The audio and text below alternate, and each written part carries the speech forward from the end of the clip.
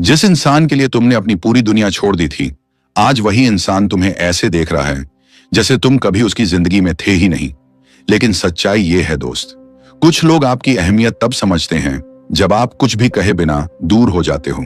और आज मैं आपको एक ऐसी बात बताने वाला हूं जो शायद आपकी पूरी सोच पलट देगी। हेलो दोस्तों, दिल से स्वागत है आपका स्टोइक नुआर चैनल में। कभी कभी जब अपना सबसे करीबी इंसान हमें छोड़ देता है तो टूट जाना, एकदम बिखर जाना बहुत आसान होता है। लेकिन आज जो बात मैं आपसे करने वाला हूं वो आपकी पूरी सोच बदल देगी। अगर आप भी उस शख्स को आज भी याद करते हो जो आपकी लाइफ से चला गया, तो ये वीडियो आपके लिए है। और हाँ, वीडियो को बीच में बिल्कुल मत छोड़ना, क्योंकि जो मैं आखिरी में बताने वाला हूं ना, वो शायद आपकी जिंदगी की सबसे बड़ी ताकत बन जाए। तो चलिए शुरू करते हैं। पहला पॉइंट, खुद को साबित करने की जरूरत नहीं, बस खुद को बदलो। कई बार हम उस इंसान को जो हमें छोड़कर चला गया होता है बार बार दिखाना चाहते हैं कि देखो, मैं तुम्हारे बिना भी खुश हूं, मैंने भी किसी और को पा लिया है। या फिर तुमने जिस इंसान को छोड़ा था वो अब पहले जैसा नहीं रहा। लेकिन सच ये है, तुम्हें खुद को साबित करने की जरूरत ही नहीं है, क्योंकि जो चला गया है ना, वो तुम्हारे बदलाव को नहीं देखना चाहता। वो सिर्फ ये चाहता है कि तुम हमेशा वही टूटे हुए इंसान बने रहो जिसे वो छोड़कर गया था। लेकिन तुम्हारा असली बदला क्या है पता है? उनकी उम्मीदों को तोड़ देना। तुम्हें दिखावा नहीं करना है, तुम्हें असल में खुद को बदलना है। रातों को रोकर नहीं, सुबह उठकर उस दर्द को ताकत में बदलकर। जब तुम चुपचाप आगे बढ़ने लगते हो, अपना आप सुधारने लगते हो, तो वक्त खुद तुम्हारा सबसे बड़ा जवाब बन जाता है। एक दिन वो लौट कर आएगा, पर तब तक तुम उस जगह पर पहुंच चुके होगे जहां उसकी कोई अहमियत नहीं बची होगी। लेकिन क्या सिर्फ खुद को बदल लेना काफी होता है? क्या ऐसा कुछ है जो तुम्हें उस इंसान के दिमाग में फिर से जिंदा कर सकता है, चुपचाप, बिना एक शब्द बोले? जानने के लिए अगला पॉइंट जरूर सुनना, क्योंकि वहां हम बात करेंगे एक ऐसे साइकोलॉजिकल ट्रिक की जो किसी को भी तुम्हें याद करने पर मजबूर कर देती है, चाहे उसने खुद तुम्हें भुलाने की कसम खा रखी हो। दूसरा पॉइंट, अपनी अनुपस्थिति को उसकी जिंदगी का खालीपन बना दो। अगर तुम हर जगह मौजूद रहोगे, उसके स्टेटस पर रिप्लाई दोगे, उसकी हर पोस्ट को देखोगे, उसके हर मूड को समझने की कोशिश करोगे, तो वो कभी तुम्हारी अहमियत महसूस नहीं करेगा। क्योंकि इंसान को कभी किसी की मौजूदगी से ज्यादा उसकी गैर मौजूदगी जलाती है। जब तुम अचानक गायब हो जाते हो, न उसकी स्टोरी देखते हो, न रिप्लाई करते हो, न उसकी लाइफ में कोई दखल देते हो, तो वो सोचने पर मजबूर हो जाता है, अरे ये अचानक क्या हुआ, ये तो मुझे बहुत ध्यान देता था, अब ये कहां चला गया। इंसानी दिमाग ऐसा ही है, जब कुछ मिलता रहता है तो उसकी कद्र नहीं होती, लेकिन जब वही चीज गायब हो जाती है तो वो एक वॉइड छोड़ जाती है। और सबसे अजीब बात यह है, तुम जितना उससे दूर होते जाओगे वो उतना ही तुम्हारे बारे में सोचने लगेगा। तुम्हें कुछ बोलने की जरूरत नहीं है, तुम्हें कोई स्टेटस डालने की जरूरत नहीं है, बस अपने आप को उसकी पहुंच से दूर कर दो और खामोशी से खुद को ग्रो करते जाओ। वो खुद तुमसे कनेक्ट करने के मौके ढूंढेगा, और तब तक तुम इमोशनली इतना मजबूत हो चुके होंगे कि तुम डिसाइड करोगे क्या वो अब तुम्हारे लायक है या नहीं। लेकिन क्या सिर्फ दूर चले जाना ही काफी है? क्या कुछ ऐसी बॉडी लैंग्वेज और साइलेंट सिग्नल्स भी हैं जो सामने वाला इंसान पढ़ता है और अंदर से हिल जाता है? अगर हाँ, तो वो कौन से संकेत हैं जो तुम्हारी चुप्पी को भी चिल्लाहट बना देते हैं? अगले पॉइंट में जानिए, the psychology of silent impact. तीसरा पॉइंट, बॉडी लैंग्वेज और साइलेंट सिग्नल्स जो उसे अंदर से तोड़ देते हैं। कभी कभी शब्दों से ज्यादा खामोशी चीखती है, और इंसान की बॉडी लैंग्वेज उसके दिल का सबसे सच्चा आईना होती है। अगर तुम सच में चाहते हो कि वो इंसान जो चला गया था तुम्हें फिर से देखे, तुम्हें फिर से सोचे, तो तुम्हें सिर्फ बोलने से नहीं, दिखने से असर छोड़ना होगा। अब सवाल यह है, कैसे?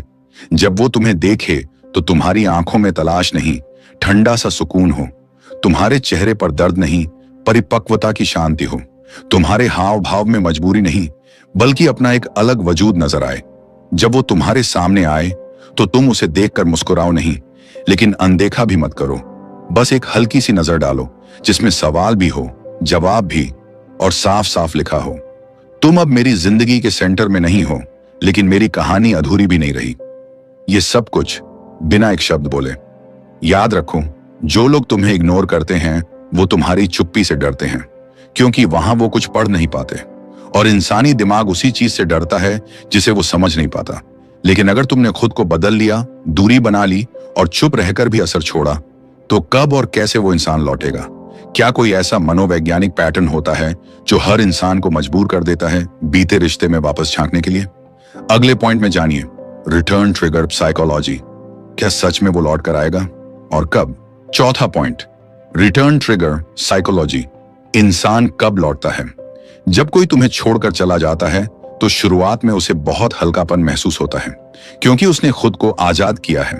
वो घूमता है, हंसता है, नई दुनिया में खोने की कोशिश करता है।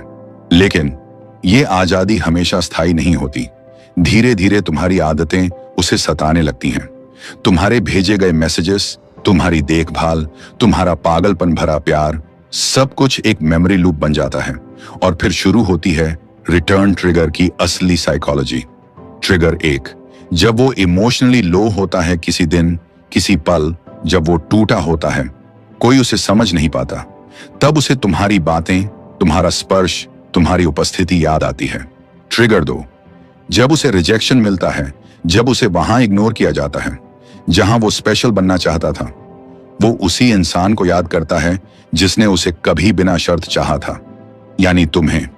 ट्रिगर 3, जब वो तुम्हारी ग्रोथ देखता है, तुम अब पहले जैसे नहीं रहे, तुम मजबूत हो, तुम शांत हो, तुम मुस्कुराते हो, लेकिन उसके बिना। और ये बात उसे अंदर से तोड़ देती है। यही 3 चीजें मिलकर वो ट्रिगर बनती हैं जो इंसान को वापस उसी जगह खींच लाती हैं जहां वो कभी अपना सब कुछ छोड़ आया था।